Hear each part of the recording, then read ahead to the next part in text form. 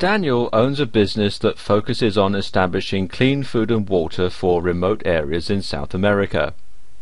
He travels frequently and has a small army of employees and volunteers. His work not only takes him all over, but he's always in meetings that can take up as much as half of his day. It's a rare phenomenon to have him home, and even rarer still that he gets to spend time with his wife and kids. On the days that he is home, he goes online and monitors his business from afar, defeating the purpose of rest and relaxation. Anna is a freelance writer who works from home.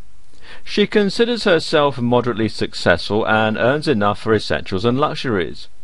Like any freelancer, there are days that her workload is relatively light and she spends hours reading blogs and downloading music. On other days, she has so much to do that she hunkers down, brews herself a pot of coffee and pulls all-nighters. As a result, she sometimes turns assignments in late and loses clients. Marie owns a catering and restaurant business that has enjoyed phenomenal success over the past 2.5 years. She works 12-hour days and is suffering from heart problems brought on by stress. Marie has always wanted to be successful in this industry and takes steps to ensure that she's always at the top of her game. Despite the success of her restaurant, this business owner insists on doing everything herself, despite having more than a dozen full-time employees. The first thing that these three people have in common is that they're entrepreneurs. The second is that they don't know how to manage their time effectively. This skill, which is often touted as something used for big companies or corporate settings, is extremely valuable to the entrepreneur. Whether you are a solo entrepreneur, a work-from-home parent, or own a small business, this video series will teach you how to effectively manage your time, increase productivity, and open up dozens of hours in your day without having to change the rules of physics. 10 years ago, no one would ever have dreamed that this tiny gadget would become a must-have all over the world. When it came out, it was mocked for being user-unfriendly. The scroll wheel feature looked horrible. People said that no one was ever going to spend money on this thing. The inventor of this nifty device was rejected by companies, and desperate, he turned to one of the biggest names in computers to help him out. When it was released in 2001, no one could predict the enormous impact that this invention and the accompanying software would bring. It sparked a revolution, not just in the area of electronics, but around the world. Meet the iPod and the original man behind it, Tony Fadell. Fadell and Apple certainly never dreamed that the iPod would become essential hardware for so many people right around the globe. The entrepreneur in Fadell knew he had a good product, even if he was rejected and laughed at.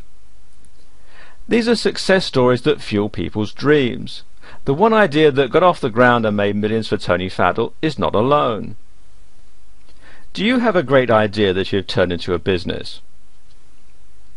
Are you running a business right now that feels more and more like it's eating up days of your life? Are you holding down one or more jobs that simply eat up your day? Do you have a billion responsibilities that just swallow up time? Do you hit the sack every day feeling exhausted, only to get up and do everything again the next day? Think of the guy in the corner of the ancient medieval market peddling horse pads for saddle-sore knights. Think of the man hawking the sword sharpener, the easiest way to sharpen that broadsword during jousts and tournaments. There's always that one person who sees a need and looks to fill it, at a profit. The moment that mankind decided that they needed goods and services and developed even the earliest marketplace, the entrepreneur was born. Historical examples of great minds that took great risks include names like the Vanderbilts and the Rockefellers. Walt Disney was an example of a great innovative mind that saw potentials where others did not. Bill Gates is another, with Windows opening the world to the personal computer and personalized software. These are household names, modern examples of those who got rich off a simple idea and built empires from them. Entrepreneurs share one thing. They took risks that came through and reaped millions of dollars from their ideas. Before Oprah came along, no one realized the earning potential that a woman's talk show could have, until Oprah revolutionized television. These are the big and bold examples. There are dozens of little businesses that thrive on the principle of the entrepreneur. Home-based and small business stories vary. People have successfully created businesses out of hobbies, out of skills they already possess and needs that they had but could not find fulfilled anywhere else. Julie Clark, for example, built the baby Einstein empire from a simple idea that she had. She wanted to teach her baby about arts. It started with nothing but a couple of home videos and soon grew into a multi-million-dollar business. The entrepreneur is different because he or she looks at business from an innovative perspective. The entrepreneur is the kind of person who sees possibility in the smallest or most ludicrous of ventures. People have made money from customized earphones, creating ready-to-download MySpace layouts, and other ventures that some may dismiss as tiny. This was because ideas come in many shapes and forms. One never knows what will click, market-wise. If you're one of the few who has it built in to take the risk and create something concrete out of an idea, then you may have the bones of an entrepreneur.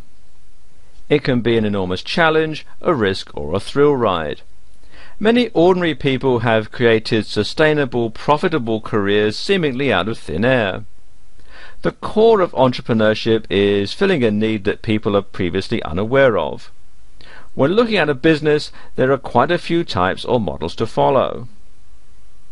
Franchising, for example, means taking an already established business model and implementing it in your area.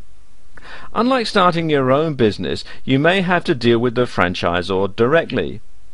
If you decide to franchise, say, a Starbucks, there are certain standards that you have to adhere to when it comes to hygiene, food and beverage preparation, and employee handling.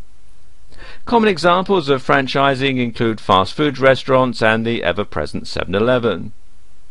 Some former entrepreneurs sell their ideas by registering them as a trademark and opting for franchise rights later on. Many entrepreneurs, however, prefer to license businesses that sell or promote their own products or services. Technology has made it possible for the savvy business-minded person to do so with minimal capital and maximum returns. Entrepreneurs are as diverse as the ideas they carry and the businesses they create. They're people like you who come from different backgrounds, have different experiences, and need to share this with the world.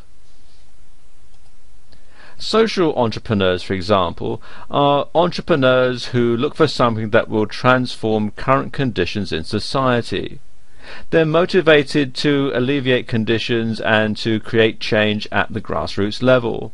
They look at ways to improve their communities by looking at discrepancies in economic, social, or educational conditions. Social entrepreneurs are largely non-profit. Serial entrepreneurs, on the other hand, constantly come up with new ideas and start new businesses based on those ideas. They often sell these ideas to bigger companies and reap the profits, or maintain a series of small or medium-sized businesses under one umbrella.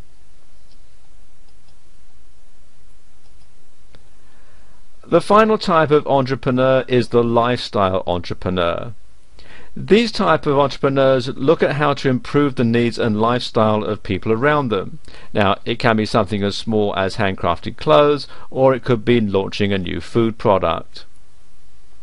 Great managers and great businessmen and women have some common traits, and one of them is the ability to manage time. They know how to make the most of the time and resources given to them. The secret is all in time management and how to use it to create your own time, your own way, and your own rules. And we'll start to get down to these practicalities in the next video.